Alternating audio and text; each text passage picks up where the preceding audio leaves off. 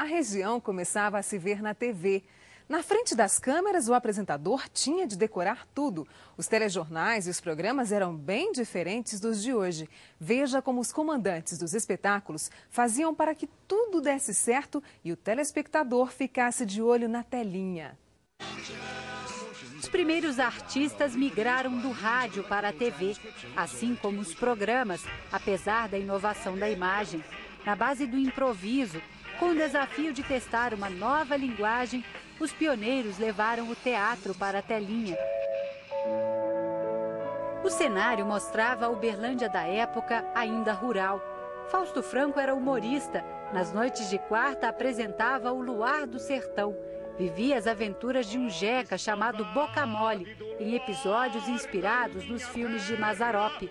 Procurando a vida cotidiana de um matuto, de uma pessoa bastante humilde da roça, era um programa baseado mais ou menos nisso. O cenário variava de programa para programa, porém o mais usado era um ranchinho com fundo cheio de arborizado. A TV Triângulo já nasceu como um espaço aberto para os valores regionais. Os musicais revelaram talentos. Nalva Guiar se projetou em A Estrelinha que Canta. A vida social, a moda, as tendências eram discutidas no Revista Feminina, comandado por Aide Vasconcelos, que morreu no ano passado.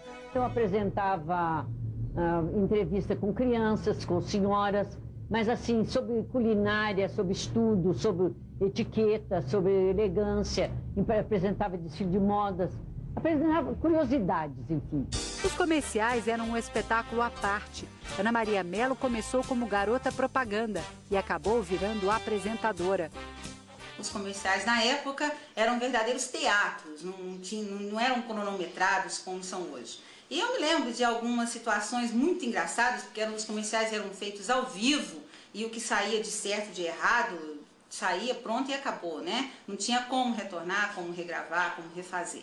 E eu me lembro que uma vez um comercial de uma farinha de trigo, em que eu tinha o texto colado atrás do pacote, né, de farinha de trigo, que eu tinha que trazê-lo junto ao rosto e ler o texto que estava colado ali. Quando eu olhei, eu vi que o texto estava lá, havia caído e não dava mais. O diretor de TV já tinha cortado e aberto som e imagem, câmera para o estúdio, e eu arregalei o olho e falei, agora, né? E quando eu olhei no monitor ao lado, assim, só aqueles meus dois olhos arregalados, e eu trouxe o pacote para junto do meu rosto, e é assim mesmo que você vai ficar, com os olhos arregalados, com as delícias que você vai fazer com a farinha de trigo celeste.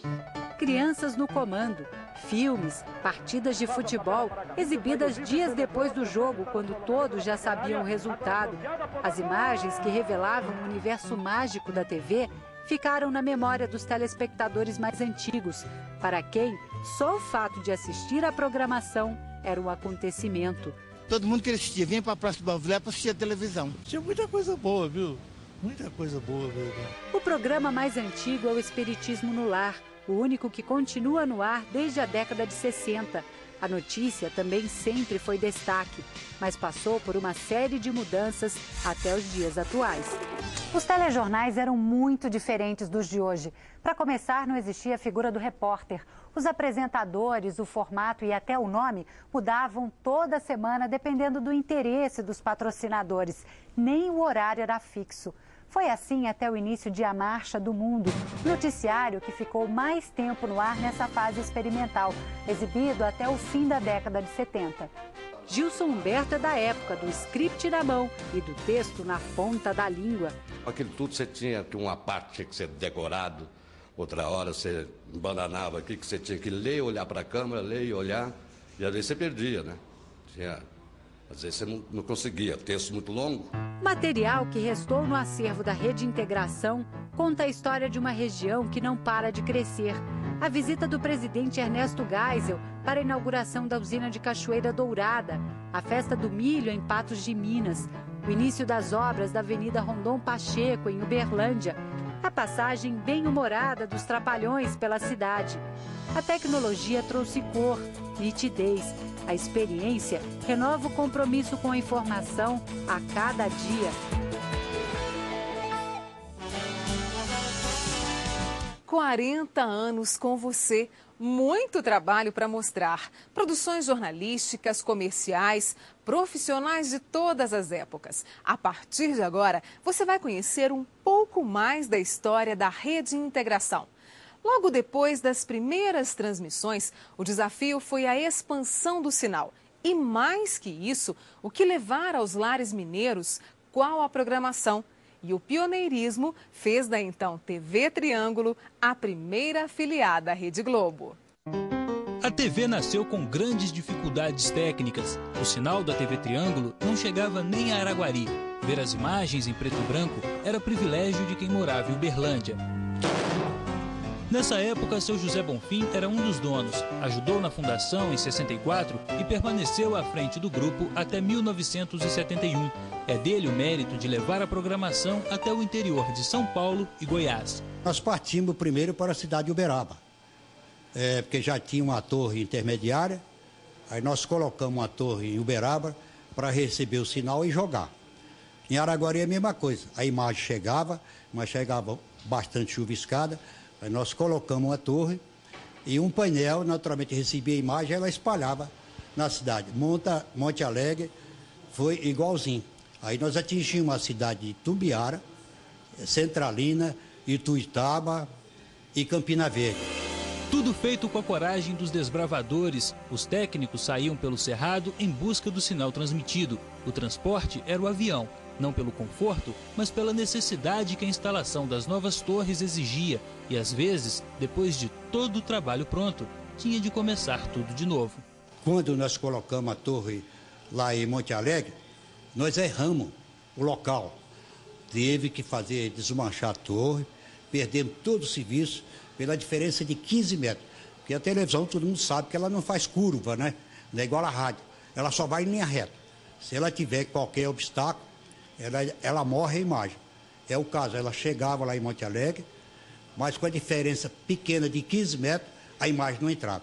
Aí nós tivemos que desmanchar a torre, voltar os 15 metros, aí é que a imagem entrou perfeita. Em 71, a empresa mudou a direção. Até então não era preciso ser fiel a uma só transmissora. Isso permitia que a TV Triângulo exibisse o que as principais empresas tinham de melhor. Mas apareciam problemas impensáveis hoje em dia. As novelas da Record, embora fossem muito boas na época, tinham um problema de distribuição muito grave. Chegava-se aqui o capítulo, por exemplo, 81 para ser exibido hoje. E para amanhã, logicamente, deveria ser o número 82.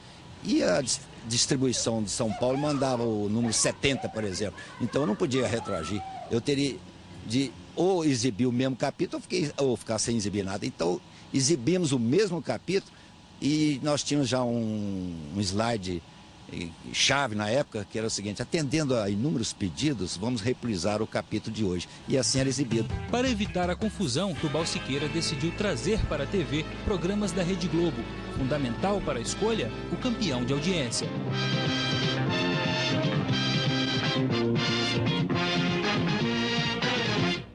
Junto com o Jornal Nacional vieram programas como Planeta dos Homens, do humorista Jô Soares, e de auditório, como o do Chacrinha. Em seguida, toda a grade de programação da Rede Globo, a TV Triângulo, a primeira afiliada do país. No estado de São Paulo, por exemplo, nós ocupamos ali uma boa área, aqui compreendida por Igarapava, Iturapirava, São Joaquim, até próximo a Ribeirão Preto. E na retirada do nosso sinal, essa região praticamente ficou sem assistir a programação Globo na época, né? O sinal chegava a 40 cidades de Minas Gerais. Os telespectadores mineiros recebiam a programação antes mesmo que os da maioria das capitais. Mas faltava alguma coisa. A TV ainda estava na era do preto e branco. Até que em 1972, o colorido chegou aos tubos de imagem. Pelo menos o que vinha de fora. A primeira transmissão foi a Festa da Uva, no Rio Grande do Sul. O diretor técnico responsável pela modernização lembra que a qualidade do sinal é que preocupava os telespectadores. No início das chuvas, principalmente, que tinha muita descarga atmosférica, além de a descarga atmosférica queimar os transmissores, que eram raios violentos, tinha o problema também da energia elétrica dessa MIG. Cortava a energia e não tinha sinal. Então o pessoal tinha um trauma, fim de novela, a gente montava uma hora esquema para não faltar. Chegava na sexta-feira, o último capítulo da novela, para não ficar sem, sabe? Os problemas foram superados com muito trabalho e equipamentos modernos, pelo menos para a época. As inovações permitiram a abertura de rota confiável para toda a região. Foi o primeiro passo para que a TV Triângulo virasse rede de televisão. E os primeiros passos como rede de televisão foram dados no final dos anos 80. O compromisso com a informação e o desafio de ampliar a área de cobertura da TV Triângulo transformaram um sonho em realidade. No final da década de 80, entrava no ar a TV Pontal. Mais que uma conquista, um marco na história da região do Pontal do Triângulo e Oeste Goiano. Aí o doutor Neto chegou lá em casa e falou: Zé, nós temos, ganhamos a concessão da Globo, nós temos 90 dias para jogar a imagem no ar. Quando foi dia 1º de abril de 89, aí a gente jogou a imagem no ar. A TV Pontal cresceu, virou TV Ideal, se integrou a Uberaba, participando ativamente do desenvolvimento regional. O jornalista Ricardo Aidar, que trabalhou no escritório da TV Triângulo em Uberaba, fez parte desta história. Eu era o repórter, eu era o produtor, eu era o pauteiro, e aí a equipe de cinegrafia vinha de Uberlândia para trabalhar comigo. Isso ficou assim durante 6 anos, até que a gente decidiu montar uma equipe em Uberaba. E uma iniciativa que acabou sendo forçada pelo volume de VTs que a gente produzia aqui. Tinha dia da gente chegar a produzir 17, 18 VTs, e quando isso acontecia numa quarta-feira, a gente arrematava a noite com 90 minutos de futebol. E muitas dessas histórias foram registradas pelas lentes do repórter cinematográfico Hernandes Junqueira, o Ferrugem. Até tem umas passagens interessantes. Eu com o meu auxiliar, o Giovanni, o Dino, o famoso Dino, fomos fazer uma matéria numa fazenda, um gado Nelore, né, as vacas meia brava, e a gente estava dando sopa ali no curral, ali, a vaca partiu para cima, o Giovanni saiu correndo para um lado, eu para o outro, o cabo do VT, tá, aí, sabe, nego esparramado para um lado. Acreditar, construir, conquistar novos horizontes. Em 1991, a TV Triângulo inaugurava a 3ª geradora aqui em Araxá. Um projeto arrojado que veio consolidar definitivamente o trabalho iniciado na década de 60. O sinal da nova emissora começou a fazer parte da vida de milhares de telespectadores do Alto Paranaíba. Aqui nascia a TV Jaguara. Antônio Lisboa trabalhou durante uma década na empresa. As fotos e os certificados ele exibe com orgulho. Lembranças de quem ajudou a levantar as paredes da sede da emissora em Araxá. E a gente, quando vê a TV sempre crescendo, a gente fala: tudo bem, eu ajudei a colocar um tijolinho. TV Jaguara. Jornalismo comunitário. A notícia está no ar.